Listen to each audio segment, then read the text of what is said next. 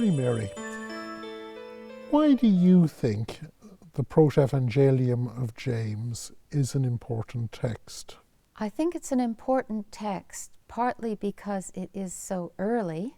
It's dated to the 2nd century. People argue about exactly when, middle or end, and we can talk about that later.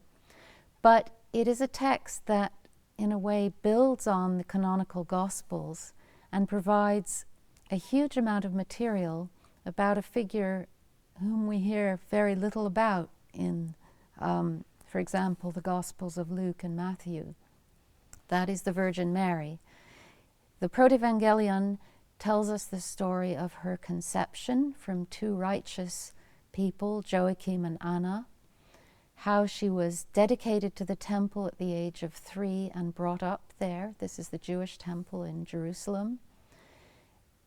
Was then betrothed to Joseph, and the story goes on and retells the story of the Nativity of Christ, the Annunciation and the Nativity of Christ, and goes on through to talk very much about the virgin birth and how she was discovered to be a virgin even after the birth of Christ, and thus provides details about the mother of Jesus Christ, her background, her purity, which is a huge preoccupation in this text.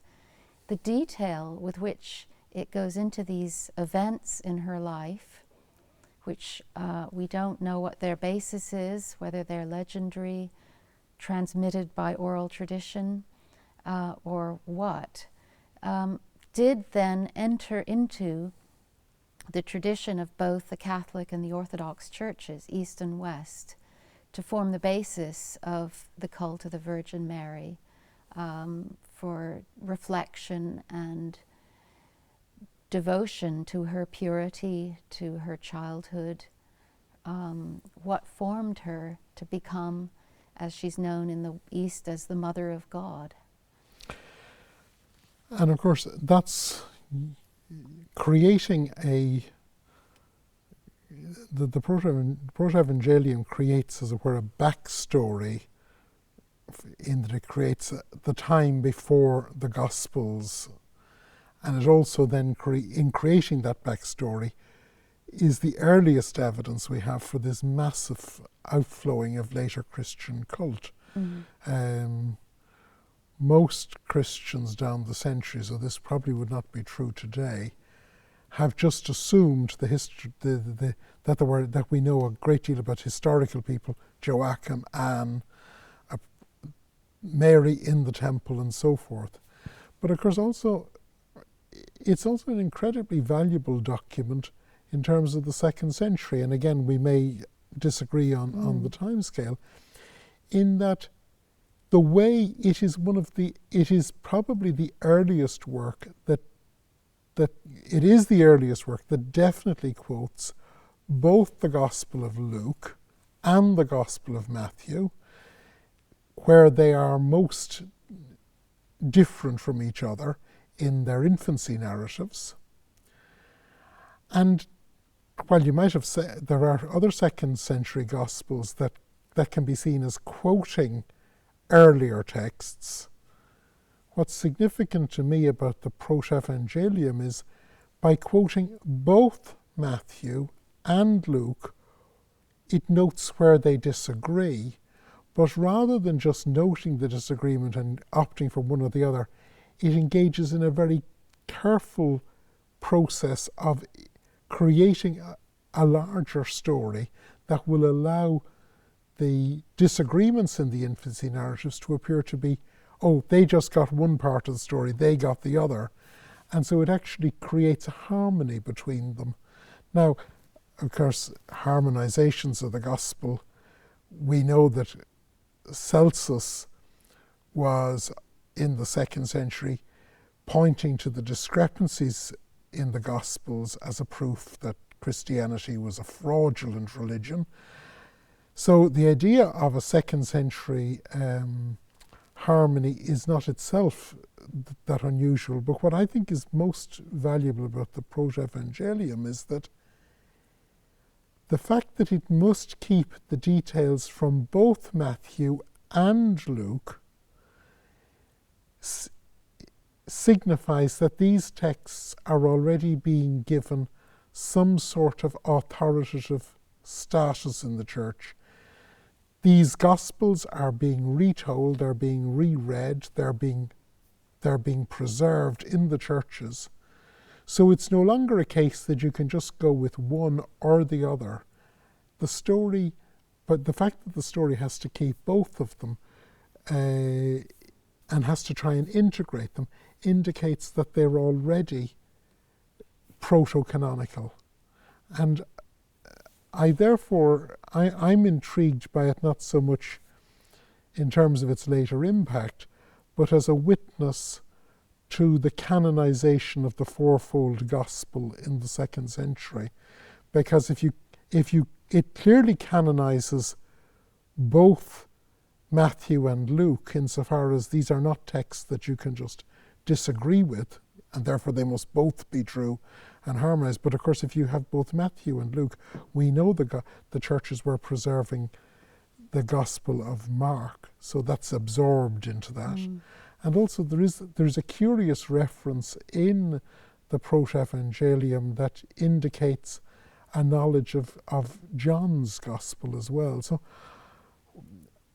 it's curious. This is a text that's on the periphery of study, but for you it's crucial because of its later impact, and for me it's crucial because of what it tells us was happening in the 2nd century. I would be interested to know what you think about the date, what your arguments for placing it quite early in the 2nd century are, if that's what you believe. Well, I think my argument, for we know that we can date every piece of dating depends where you put the first pin on the date line. Mm-hmm. So the question is, do you put the pin? We can. Let's take Justin the martyr. Justin, 155, he's certainly been martyred by 155. So say between 145 and 155, the very central years of the 2nd century are probably his most productive period. He takes for granted the story of the cave, that Jesus was born in the cave. Now, his reference to Jesus being born in a cave is, for those who go for the early dating of the Protevangelium, this is the giveaway detail.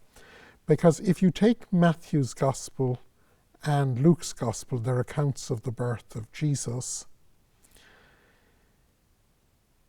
there's no reference to a cave in any of them. There's no reference to anything except the usual thing is that there was no room for them there was no the traditional thing, there was no room for them in the inn. Mm-hmm. And it's taken for granted that it was in Bethlehem. In order to get the two stories to come together, the Protevangelium develops the story that it's outside Bethlehem and it's in a cave. So the cave makes perfect sense as an integral part of the Protevangelium story and its theological and apologetic task. It doesn't make any sense as just another bit of loose storytelling that gets absorbed into it. So the fact that Justin knows the word Justin clearly thinks, just as a throwaway, in the way that umpteen artists down the centuries, and indeed the famous icon of the Nativity, has that Jesus is born in a cave. And I see that reference in Justin as meaning that he not only knows the two canonical Gospels, but he knows this other text which integrates them. I'd also, and I hope you don't think this is I think sometimes there has been a tendency among scholars dealing with these texts, which they get this sort of this term of abuse, apocryphon. Mm-hmm. You know, if it's an apocryphon, then it must be late. It seems to make life neater. And so I think everyone is agreed that it must be a 2nd century text, but there's almost a default setting among scholars. With every year after 150 that you could put it, you somehow defuse it. It's less likely, Mm-hmm. and so I think all scholars would agree that it's before the end of the 2nd century. But I personally think that it would make it does not make sense to have Justin referring to a cave independently of this text, because the cave is a motif needed from the very fundamental task the text sets itself in integrating these two divergent infancy narratives. I'm not sure whether I'll have convinced you, but that's at least why I go for the early dating. Well, the terminus ante quem is Clement of Alexandria and Origen, isn't Yes. it? Who both cite the text in the early 3rd century. And who both cite it as something that they know and know a long time ago, and therefore you can push it back to about 180. Yes.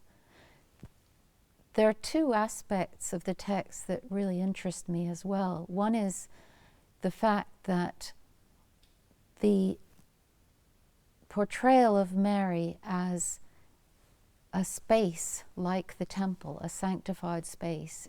It's a very theological narrative, which is teaching theology by means of its narrative, I think. So a lot of its aim is to show how holy she is as someone who will bear Christ, the Son of God, which must reveal quite a high Christology already, to prove that she is pure enough, holy enough, and that this is truly a virgin birth fit for the Son of God. So that's, I think, an important message in the text, which the author is trying to convey. I certainly would hold that one of the key reasons why this text needs to receive far more scholarly attention than it has is that it's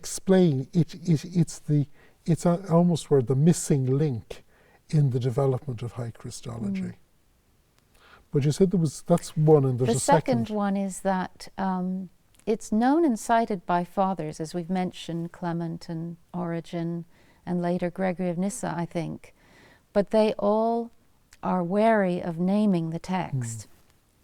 But by the 8th century in Byzantium, we find preachers, people who I've been working on, and their sermons, using it almost as if it were scripture, quoting it, commenting on it, dramatizing this text, talking about the way Mary entered the temple, creating dialogues between Anna and the high priest, in the same way that they develop sort of dramatic interpretation of scripture. They do the same with the Protevangelium, and it's entered tradition by that point. So it's more than just an apocryphal text, I would say. It's part of the tradition. And also there's an interesting reflection of that in the Latin tradition, in that there's a hesitation. It's clear that people knew the text, but there's a hesitation to cite it. It becomes part of, in Latin it survives as part of the Gospel of the Pseudo-Matthew. But even if you leave that sort of official question aside, Joachim and Anne get a feast day. The presentation of Mary in the temple becomes a feast day. If you actually look, the evidence for the text in the Latin tradition is not to be found in manuscripts or in theologians referring to it. It's to be found in church dedications, it's to be found in liturgy, and above all it's to be found in the Christian calendar, because in the Latin Church, the birthday of Mary, the conception of Mary, the 8th of December for her birthday, the 8th of September for her birthday, the 8th of December for her conception, later to become the Immaculate Conception in the West, the Feast of Joachim, all of the Latin liturgical time has a whole wealth of Mary references, all of which relate to this text. So when you look at it, if you look at it in terms of surviving manuscripts, you'd say it's a minor text of very little importance. When you actually look at it in Christian memory and praxis, it's a crucial text, and one which I think needs a lot more study and a lot more hard-headed study than just, I think not only, as you pointed out, Christology, reception of the New Testament, interpretation of the New Testament, but also how liturgical time and the figure of Mary has played in Christian history. Yes. In Byzantium, I can add to that Saint Joachim and Anna are always named last in the prayers at the end of the Divine Liturgy, as if they were among the most important figures to be named every single time you celebrate the liturgy. And Anne, Saint Anne, becomes a patron of women in childbirth and infertility. She's a mediator for that particular problem for women. So very important for women, I think, in the Eastern tradition. And in fact, in the West, in folklore, because they're an old couple and they have they meet as an old couple, they become the intercessors for spinsters. And in fact, there's actually a little ditty recited by ladies of a certain age in Ireland 50 years ago. "O holy Joachim and blessed Saint Anne, please find me a man as fast as you can." Now it might seem a sort of a banal statement, but it shows how deeply this text embedded itself in lived Christian consciousness. Yes. Mary, thank you very much. Thank you.